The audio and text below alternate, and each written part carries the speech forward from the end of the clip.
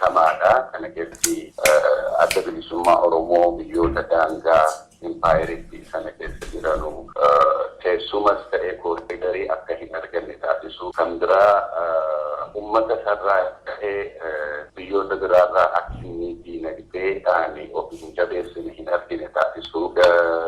Haala amma keessa deemaa jirru kana dabalatee mooraa qabsoo bilisummaa Oromoo keessas yeekuu waan jedhu kana keessatti xiyyeeffatee akka gaariitti hojjetaa ture.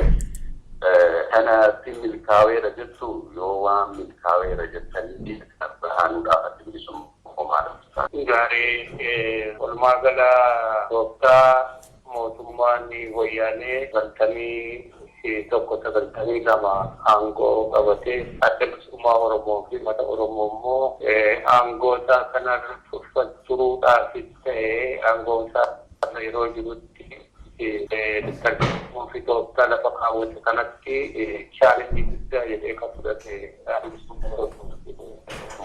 kana irra aanuudhaaf egaa akkuma turette waan sadii afur lafa kaawwate deemsa keessa waan lafa kaawwate kana hin dhoksine fagoo dheeraa uummata Oromoo beektota Oromoo adda bilisummaa Oromoo isaan kuni diina tartiiboo deemsa abeetaa dimokiraasii ta'uusaa isa kana keessatti tokkoffaa haala jijjiirama naannoo gaafa Afrikaa ta'e irraati qabsoo bilisummaa qaboodhaan qabsoo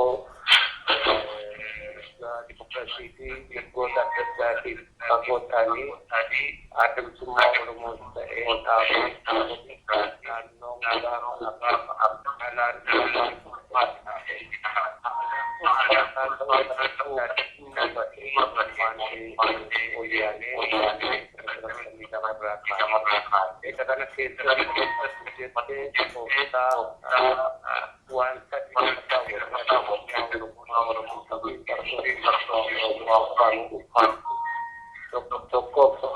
adda bilisummaa Oromoo gaafa duraa adda bilisummaa uummata Tigraay ta'ee adda bilisummaa Oromoo ta'ee adda bilisummaa uummata Eertiraa jechuun EPLF isaan kun bolloota isaanii gargaarsifatanii fi qabsoo godhanii biyyoota alagaatti gargaarsifatanii fi qabsoo godhanii gargaarsi kun gargaarsa bifa adda addaa qabu. Inni kun haga jijjiirama akkasii isa kana adda bilisummaa Oromoo fi qabsoo bilisummaa Oromoo irraa yoo agarsiifne yoo dubbifne malee tartiiboo keenya bakka ga'uuf isaa ta'u mootummaa irratti turuudhaaf irraan keenya baay'ee balaarra jira kan jedhu lafa kaawwate. Kanaaf haalli jijjiirama naannoo gaafa Afrikaa isaaf mijatee jira. Kana jechuun mootummaan Somaaliyaa akka mootummaatti akka deemsee gadi hin dhaabne mootummaan wayyaanee kana keessatti qooda guddaa qabatee biyyoota alagaas biyyoota ollaaf gargaarsifatee kanaaf mootummaan Somaaliyaa irraa gargaarsi inni akka qabsoo adda bilisummaa uummata Tigraayitti dhimma bahaa ture. Karaa sana adda bilisummaa Oromoos ta'ee jaarmiyaaleen bilisummaa isaanii biroon akka gargaarsa hin arganne milkaa'ee jira. Kanatti dabalee mootummaan Keeniyaa duris taatee amma as dhiyoo ta'ee kanaaf banaa ta'een beeku. Kanaaf waan hawwate miti.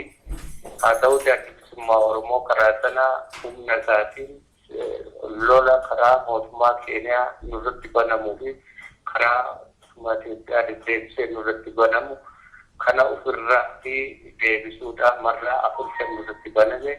Humni adda bilisummaa Oromoo dhaabbataadhaan naannoo sana jiraatuun fi achirraa qabsoo hidhannoo godhuun immoo taa'iftooftaataa karaa kanaa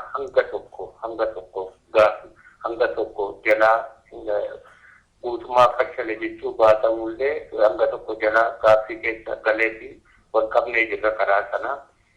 Mootummaan Sudaan karaa dhiyaa keenya akka jiru lafa bal'aa silaatii qabsoon bilisummaa Oromoo qoodamee jira. Karaa kaabaa fi kibba jechuudha. Duraan tokko turanii yeroo tokko turan keessatti yeroo dheeraa akka biyya tokkotti daangeessanii jiru. Inni kun akka mootummaattuu rakkina hedduu keessa seenuurraa rakkinoota karaa daakuu, rakkinoota karaa kibba Sudaan, rakkinoota amma dhihoo karaa Niilaandaa yookaan Blue Nile Province qabatee karaa adda addaa mootummaa kanarratti ta'uu fi keessaan immoo rakkinoota adda addaa mootummaa Sudaan irra jiru irratti mootummaan wayyaanee godhee mootummaan Sudaan mormitoota gosa kamuu addatti immoo adda bilisummaa Oromoo akka hin deeggarree fi miseensota isaatii hogganoonni hedduun achirraa balaan irra ga'uu hidhamuu darbamuu kana itti milkaa'ee hanga ammaa mootummaa Sudaan doorje. Deeggartii fi bifa kamiinuu koriidoorri as keessatti argatu agarsiifamee jira. Kana itti milkaa'ee jira waan haaluuti. Tokkittiin haftee Jibuutiidha. Jibuutiin akka biyyaattuu of dandeessee kana mootummaa Itoophiyaa fuuldura kan dhaabbatu ta'uu hanqatuu qofa otoo hin taane jireenya sheekuu fi waan naannoo gaafa Afrikaa rakkinoota ollaa keessaa wajjin qabdu irraatti mootummaa wayyaanee irratti hirkattuudha. Tokkittiin akka wal gidduu isaanii rakkinoota jirurraa Eertiraa qofa saaftee ishee kanarratti egaa rakkina gidduu isaanii irraa jiran irraatti ta'u darbe immoo mootummaan Eertiraa akka mootummoota irraa jiramu qaturraa asitti jala fashalee jira ta'uuti Eertiraarraa koridoorii barbaadamu daangaa Oromiyaatti deemu argatuu hin danda'amu. Kanaaf walumaa keessumaa yookaan kanarra dhaabbatee immoo daangaa Oromiyaatti sassaalaan ka humna waraanaa ittiin ijaaramee mootummaa Itoophiyaa ittiin lolamu sana isa kana marfamatti galchuu irratti milkaa'eera. Mootummaan Itoophiyaa haalatu kenneefi mootummootiin ollaasaa diigamuu yookaan dadhaboo ta'uu yookaan immoo haalli naannoo gaafa Afrikaatti jijjiiramurraa kun kan jedheeraa fi kalatti waan haalli dhufe jechuudha. Lammataa kan deebi'aa mootummaa Oromoo chaalenjii kana yookaan dhiiga kana akkamitti irra aaneeti qabsoo godhataa deemu kan deebi'aa yeroo biraa. Gaaffii kee deebisuudhaaf kan lammataa adda bilisummaa Oromoo dinagdeedhaan agarsiisuuf yeroo dinagdee argatee marfama kana keessatti qabsoo godhamullee humna waraanaa ijaarratu mul'isee sappilaayyaa sun yeroo haala addunyaan kuni bifa adda addaan waan barbaadan argatu keessa jiramu keessatti dinagdeen jiraannaan adda bilisummaa Oromoo rakkinoota kana aanuu akka danda'u waan beekaniif madda dinagdee kata'ani madda gargaarsa kata'ani gargaarsa qabsoo bilisummaa fi gargaarsa qabsoo dimokiraatiif ta'u biyyootaa fi olloota irraati akka waan hin ta'amne bifoota adda addaatiin maqaa qabsichaa xureessuudhaanis haa ta'u bifa adda addaatiin isa kana irratti milkaa'eera. Haalli addunyaa jijjiiramuun isa kana yeroodhaaf isa mijatee jira. Sadaffaa mooraa qabsoo bilisummaa Oromoo keessatti jeequmsa uumuu adda bilisummaa Oromoo keessatti rakkinoota uumuu rakkinoota kanaan immoo qabamee qabsoon kun ukkaamame akka hafu kana waggootiin darbu kana irratti hojjetaa ba'e haala chaartara keessatti bahuu keessatti jaarmeen faca'uu fi miidhamni adda bilisummaa Oromoo irra gahuun isa kanatti illee guddoo akka milkaa'u isa taasisee jira. Isa kana hunda irra aanuudhaaf egaa akka kana lafa kaawwatamee dhimmoota biraa adda addaa jiraatanii isa kanarra aanuudhaaf irra aanamee qabsicha deebisanii lafaa kaasanii jiraachisanii mootummaa kanaaf immoo chaalenjii ta'uu kan jedhu adda bilisummaa Oromoo fuulduratti jiranidha. Turanidha. Isa kanadha adda bilisummaa Oromoo tokko maali qabuu danda'amu tokko qabsoo hidhannoo ka hundeedhaan mootummaan kun mootummaa humna waraanaa fi humna qabu.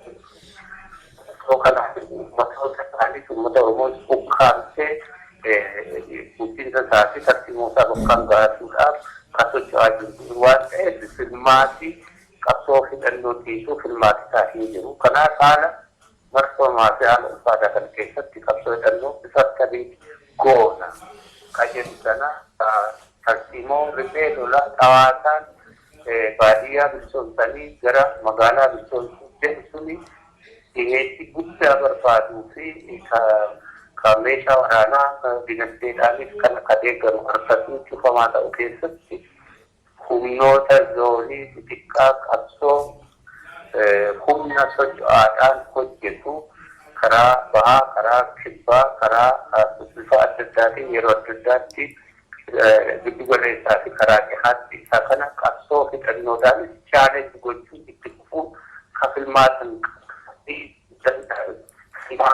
ittiin jirre waan ta'eef haalli hagamuun isaa ta'u sanatti gochaa baane akkasuu goonee kunis mootummichaatiif dida haaraa yookaan chaalenji haaraa waan ta'eef kana dhabamsiisuudhaa fi bobbaa yookaan weerara yeroo adda addaa karaa bahaas, karaa kibbaas, karaa kibbaa mootummaa keenyaa gargaarsiifatu meeshaan guddaan deeggarame kibba bahaa giddu galeessatti yeroo adda addaatti weerara adda addaa fi bobbaa adda addaa irratti godhu dhabamsiisuu meeshaan sagaleen qawwee tokkittiin akka hin dhagahamne dhabamsiisuu kan jedhu lafa kaawwatee yeroo adda addaatti godheedha. Kanarratti wal qabaabaanii isa kanarratti nuti irra aanne injifannoodhaan hangammaa jireenya keenya mirkaneeffachuu qofa osoo hin taane yeroo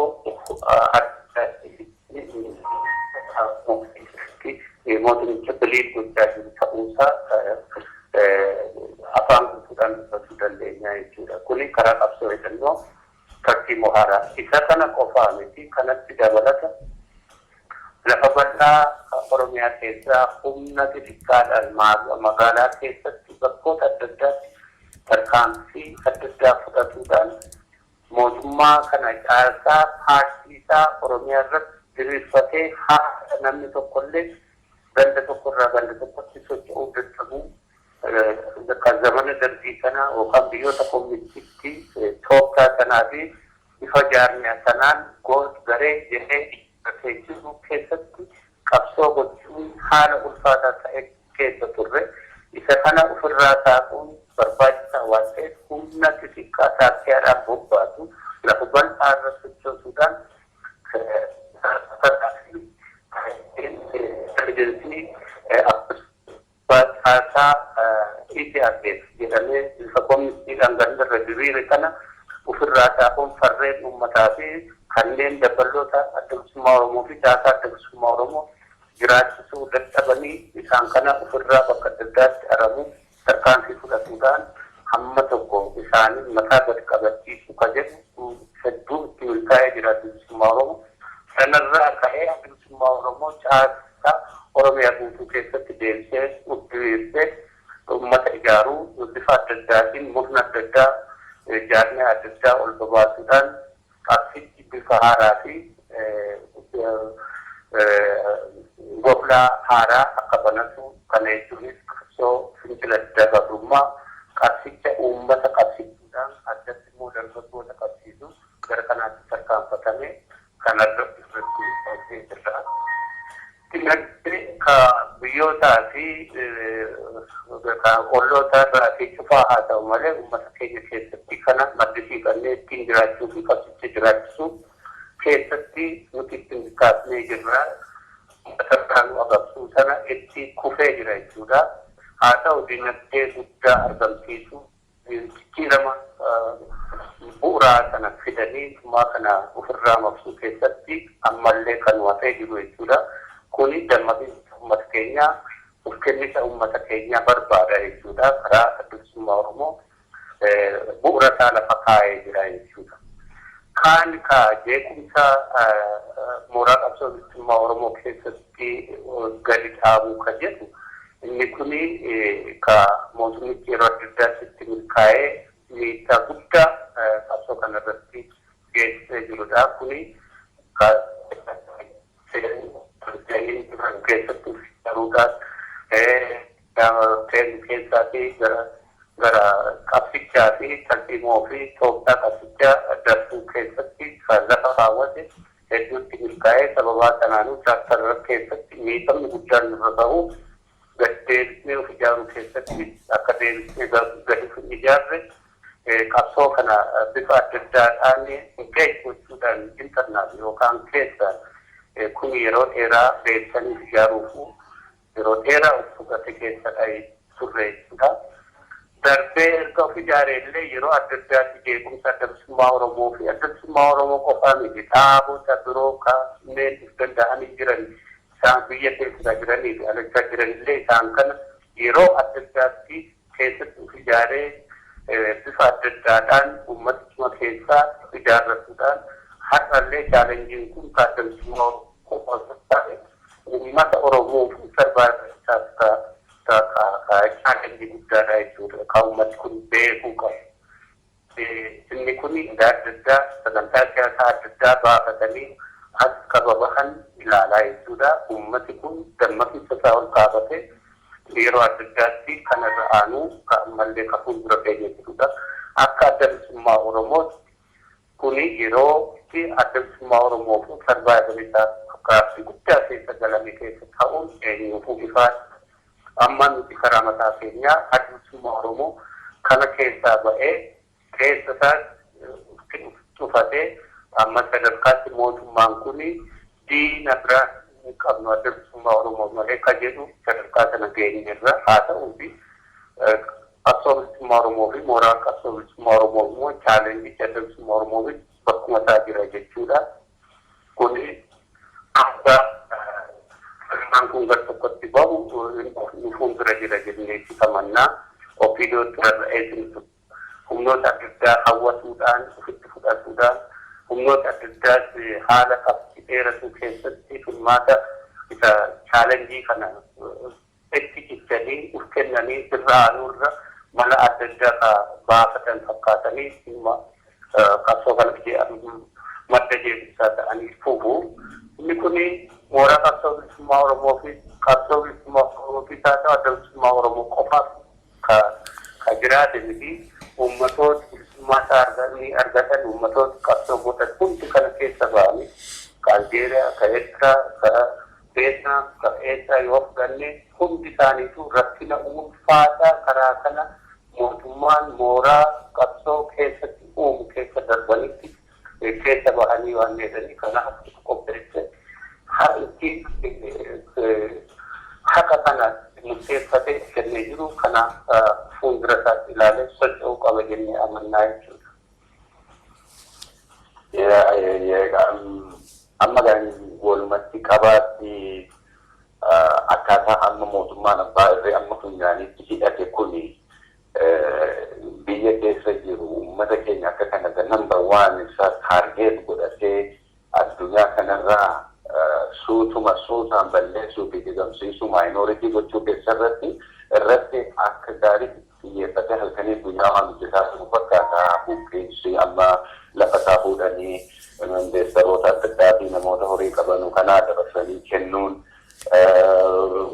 dhimma Finfinnee amma dhiheenya kana ka'e kanaa wal qabatee wanti inni xiyyeeffatee jiru dhaaba uummata kanaa dhaabbatee falmu tokkollee akka hin jiraannuu fi uummanni kun nama isaa birmatu dhabee otuu addunyaan illee hin beekin lafarraa qaragee akkuma biyyootiin hadda uummanni eegasii uummata ture lafa isaarra ture sun hadda biyya abbaa baluu biyyi sun biyya nama biraa ta'e sana taasisuudhaa jecha akka gaarii irratti hojjetaa jira.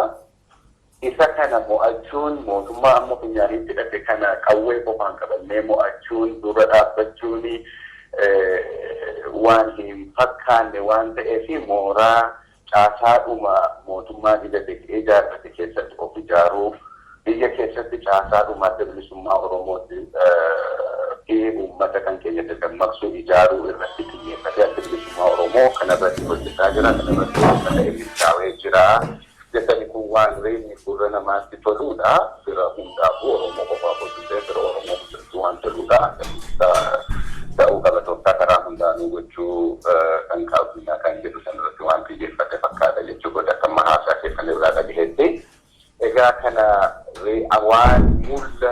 qabu tokko hojjechuudhaaf amma kan akka hojii keessan shakkistanii fuulduratti deemsisuu godhaaf rakkinni keessan guddaadha keessanii ilaaltanu maali as keessatti uummanni keessan kana keessatti maal bukkee keessan dhaabbatee eega kana bare bukkee keessan dhaabbatee kanarratti yoo nu gargaartanii kana gochuu dandeessanii hojjesin afaan guuttanii dubbachuu dandeessan jira.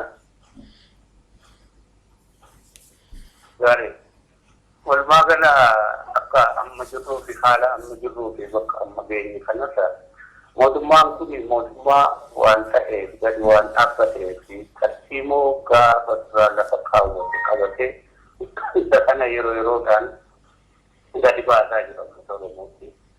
Waan investoroota irraa fi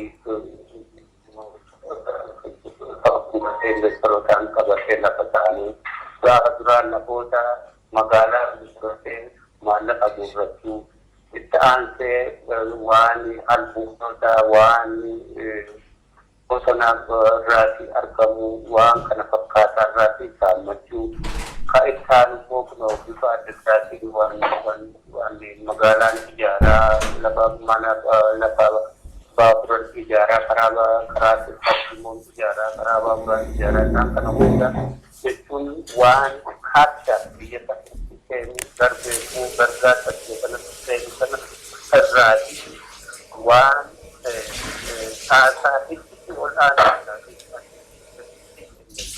irra keessaa kaasuu asitti seenne waan ta'eef isa kanarraati kaasaan biyya sana seenu irraati isaan godhee gara barbaadutti dabarsu godhachuu kanatti immoo waan mul'atu tokko tokko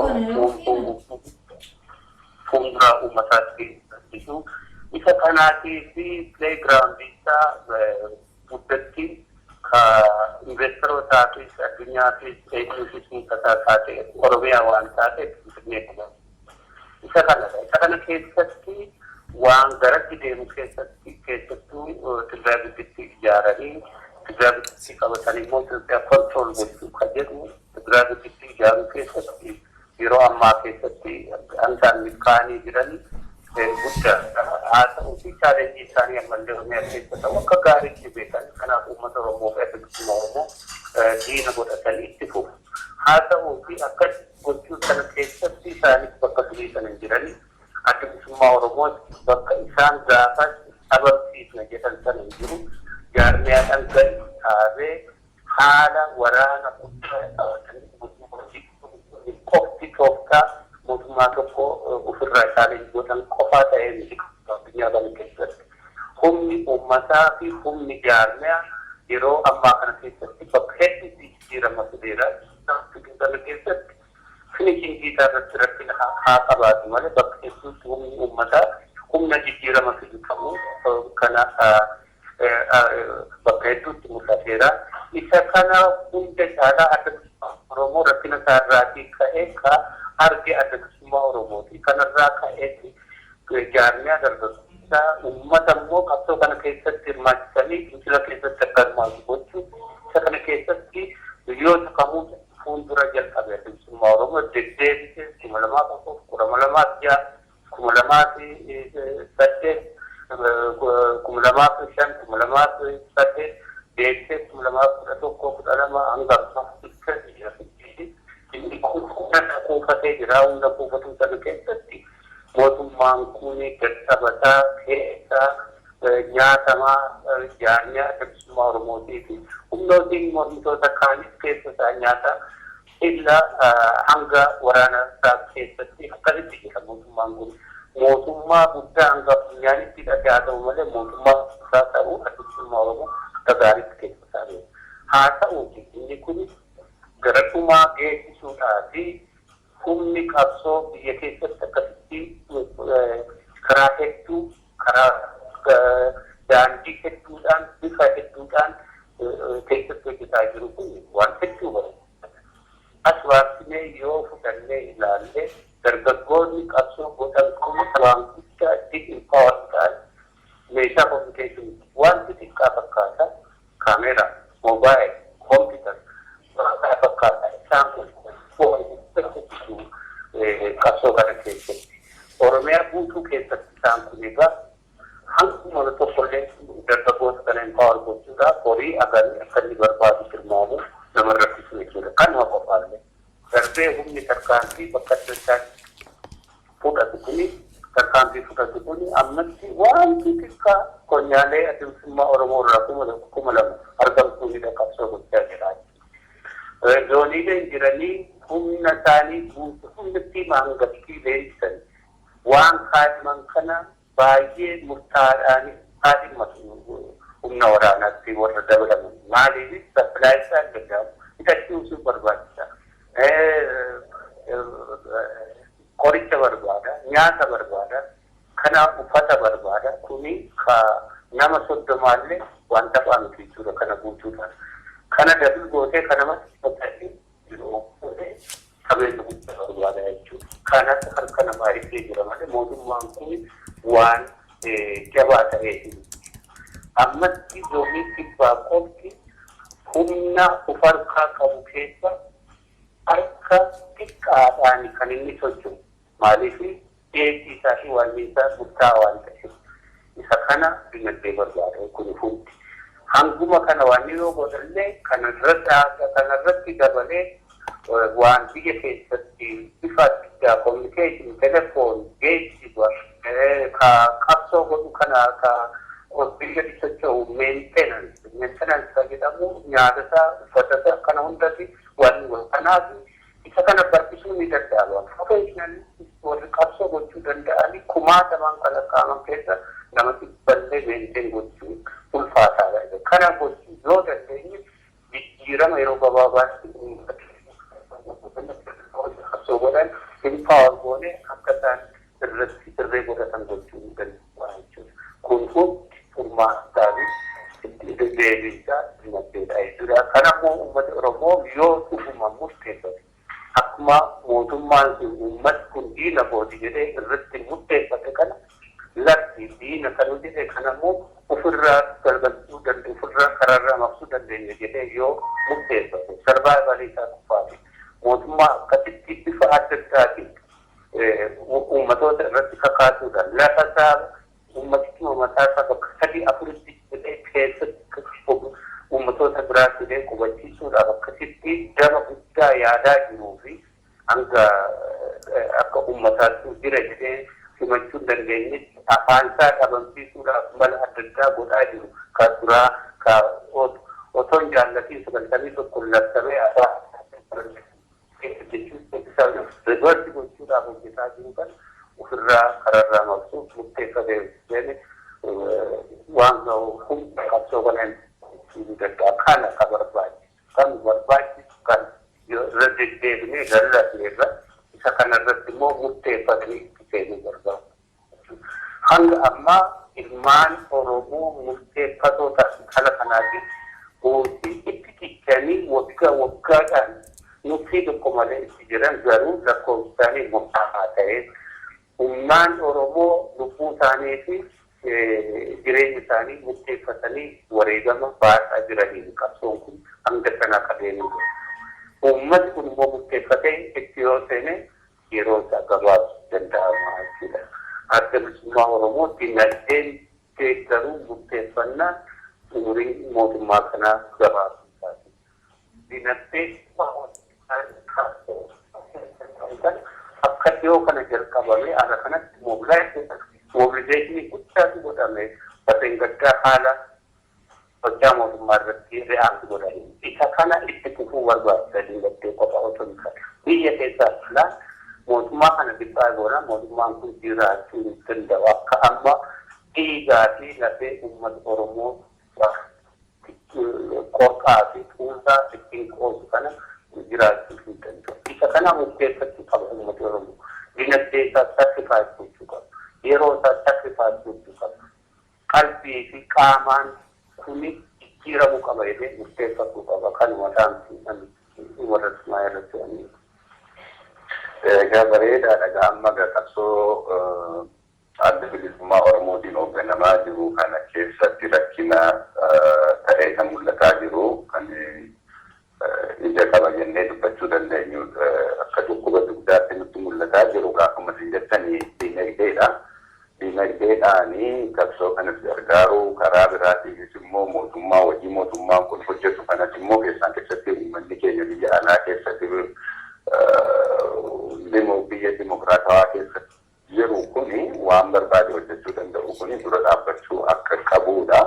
Kun immoo dirqama eenyummaati akkuma isin jettanii waan uummanni tokko hojjetee gabrummaa keessaa obbaase sana hundayyuu yoo hojjennee argamne qofaadha kan nu gabrummaa kana keessaa bahuu dandeenyu. Gabrummaa hadhaa dubbataa jirru kana qofa utuu hin ta'in sanyii daguuggaadhaa fi lafa irra haadhu xaraguudhaa fi lafa keenya qofa fudhachuudhaa fi mootummaan wayyaanee karoorfatee hadha biyya keenya keessatti Oromiyaa guutuu keessatti deemsisaa jiru kana balaa inni hidhatee qopheeffatee nutti dhufe kana jalaa bahuudhaa fi waan hojjetamuu qabu uummanni rakkina kana keessaa bahuu qabu tokko hojjennee sana keessaa obbaasuun dhaaba kana qofa osoo hin taane dirqama uummataati kun filee beekamaadha.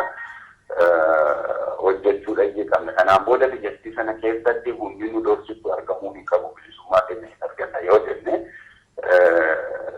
kana hojjennee argamuu danda'uu qabna. Kuni dirqamuma hunda keenyaatti dhaaba qofa osoo hin ta'in. Gara biraatiin diinni keenya mootummaan Ihaadig jedhamu kun akkamitti jira amma hadda Ihaadig akkuma durii sana hunda kan qabu sodaachisaa kan ta'e akkuma beekamu OPDO kan jedhamu maqaa Oromootiin ijaaree sana keessa deemee inni akka tolee itti fayyadamee nu jiraa jiru. Sun akkamitti jiru walquunnamtiin dhaaboliin Ihaadigin jala jiran sun akkamitti jiru ammas tokkummaan jira jabaatee jira moo wanti uumame wayii tokkotu jira jettanii yaaddu akkaataa amma bakkeetti mul'atu kanaaf waan sana keessa akka sheeku godhe wayii fakkaataa kan jedhe Ihaadig.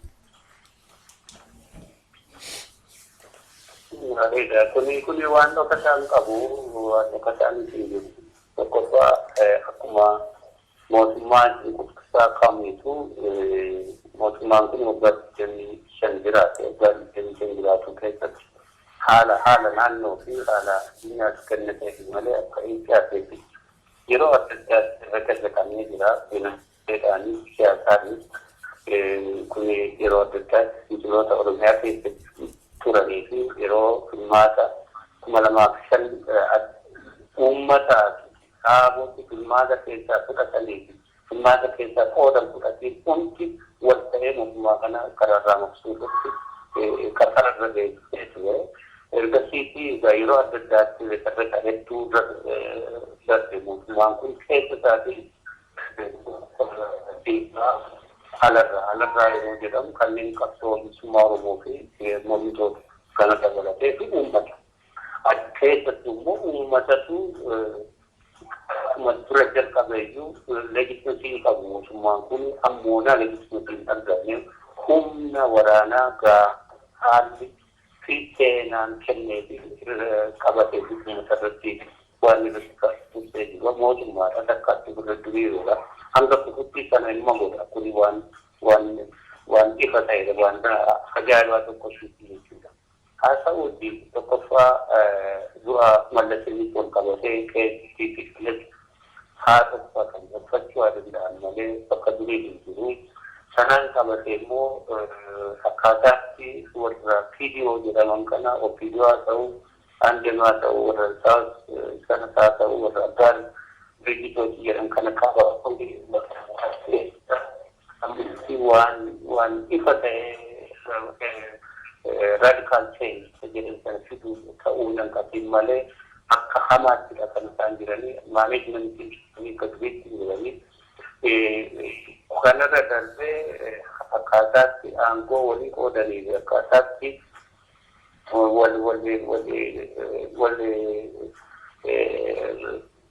walii fi akka dhaabaatti wal bulchan kanatti rabni daddabalee waggoota 25 warri viidiyoo jedhaman kunis bakka durii sana hin jiran ammoo viidiyoo akka fakkeenyaatti viidiyoo gaaffii Oromiyaa keessaa fi uummata Oromoo irraa itti dhufu mataan isaa rakkina guddaadha ta'anii fi sana qofa osoo hin taane miseensonni isaanii achi keessatti ijaaramanii jiran bakka gaafa duraa warri goojan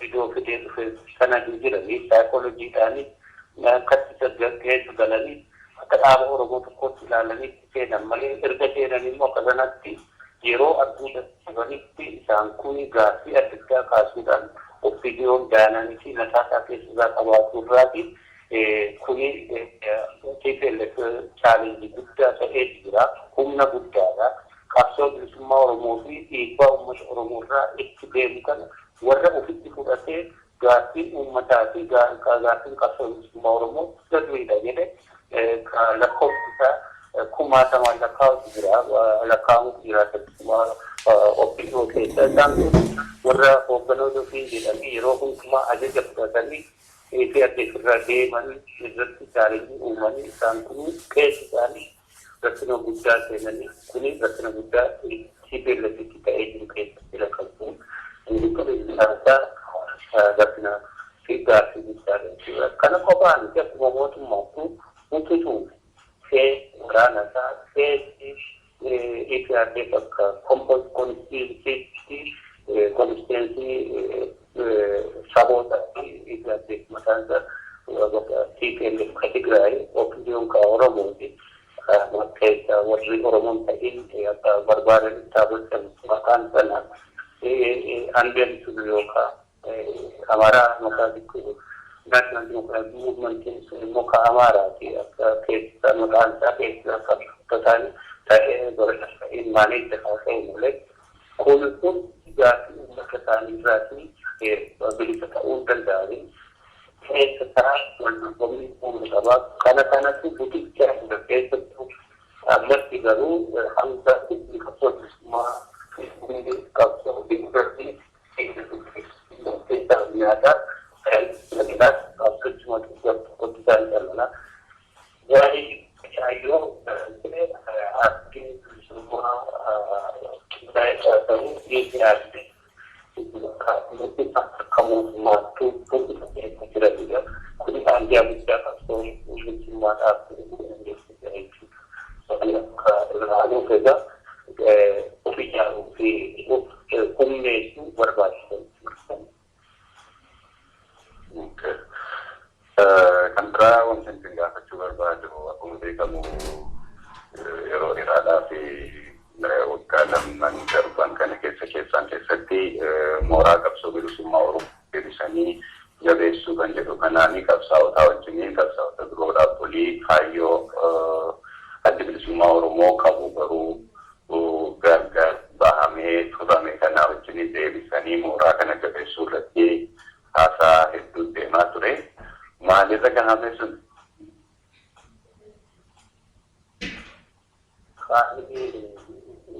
Kan mooraa qabsoo bilisummaa Oromoo keessa deebisanii jabeessuu deebisanii dhalattoota turanii gara fuulduraatti deemuu jedhudha kan nuyi gaafa duraa ilaalle haala adda addaatti uumame ka mootummaan sun dhimmatti bahu kun immoo rakkinni hundee qabanii hundee isaanii gaafa shaattaraa rakkinoota dhalatan irratti maddaa sana deebisanii ijaaruu keessatti furiinsa keessatti haala hanjaa mootummaa uumame haala qabsaa'ota adda babaateedha. Tokko sana akka lammaffaan yoo politika mataan haala raddaa keessadha. Qabsoon kun kan inni opereessaa jiru kuni rakkinoota dafan jira walitti deemanii rakkinoota adda addaa furuudhaaf danqaraa guddaa qaba. Rakkinni tokko dhalatee osoo hin furin yoo politisaan fidantee yoo sadarkaa'ee hiyyummaa matarsaayii haala rakkisaa uumaa keessatti immoo addansi diinan qabatee fi bifa addaan salphachuu kan kana furuu keessatti baay'ineen qabsoon bilisummaa Oromoo tartiibuu isaa fokkisaan isaa kan ittiin dhaabbate kana jedhamu sadarkaa isaa kan bilisummaa Oromoo isaan itti rakkinni kun furamuu qaba akka jedhu kanatti jalqabame akkuma yoo kana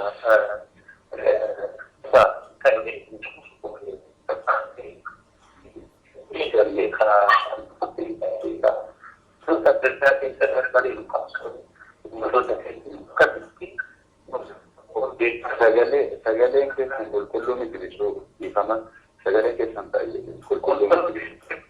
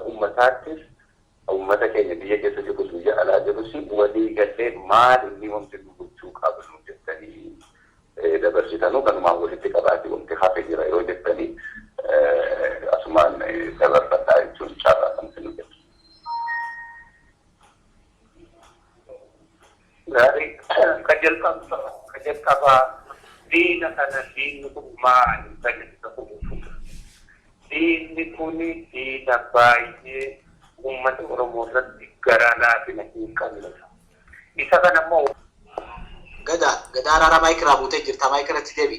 Gadaara maayikiratti deebi.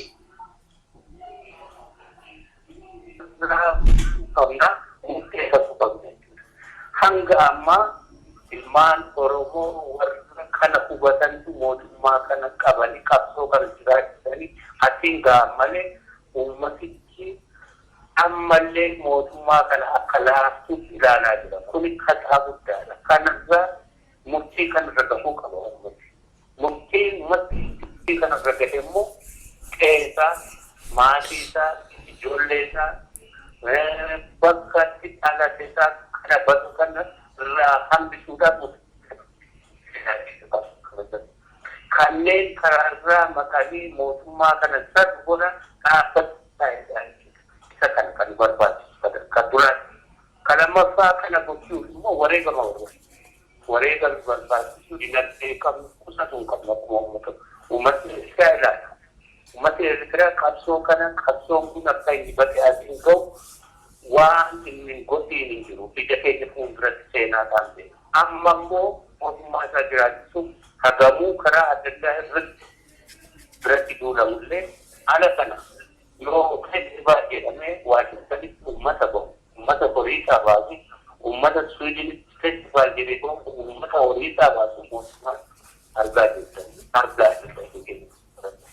Sarbaaranii mootummaa isaatii uummata isaatii saba isaa jedhee murteeffateera jechuudha. Nullee yoo murteeffanne kana kan irraa eegamu. Qabeenya keenya wareegame kumaatamaa wareegameeti bilisummaa kennu South Africa. Ummati Palestiin waggooti dheeraa kan seenu kana kumaatamaa wareegameeti sarbaaranii isaan kaneeffatee jira. Qabsoo irraa jiraatu. Ummati beekna kumaatamaa wareegameeti bilisummaa kuni waan seenaa irraa arginu. Qabeenya adda ta'e ummati taa'uudha. Hagam wareegameeti Sudan irraa bilisummaa taasisa. Qabeenya adda ta'uu qabeenya lubbuu namaa qotannee bilisummaa hawwuu hin dandeenye. Kuni wal faana deemu. Kana immoo haasaan bara kanarra lallabnee yookaan waan irratti lallabnee haasofnee malatti deemnee galuudhaaf keessatti itti cichanii keessaa qooda fudhachuu barbaachisa. Kanuma kan barbaachisu kuni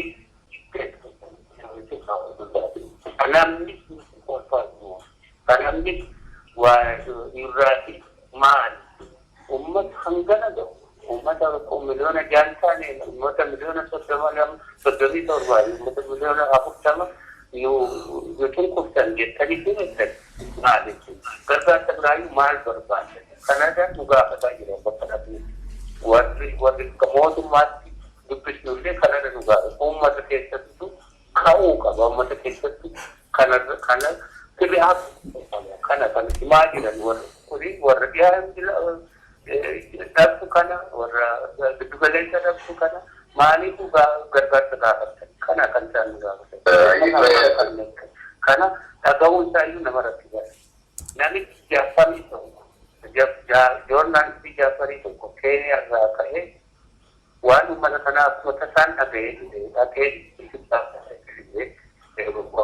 kaabar godhe booda warra tika wayyaanee itti bitee waan inni kaabar godhee naaroobi keessatti jalaa taasisa. Dhagahee qoratee finfinneellee dhagahee deebi'eera akkana amanuun na rakkisee keessa deemeellee argee hubateetti ummati kun akkasitti lakkoofsa manaa fi qabeenya manaa fi dandeettiin manaa otoo qabu mootummaa kana jalatti akka taa'ee bulu baay'ee fi isa sarbu godhu baay'ee natti baay'ee kan namni kolfaa jiru kana keessa ba'uu qabu kan wabariin fayyaa ta'a. Ulfaataa baay'ee galatoomaa galanni keessanis bilisummaa haa ta'u yeroo biraan akkuma kanaa dhimma biraa irratti yoo hin barbaanne akka argamtanii gaafadhaa ammaa fi nagaadhaa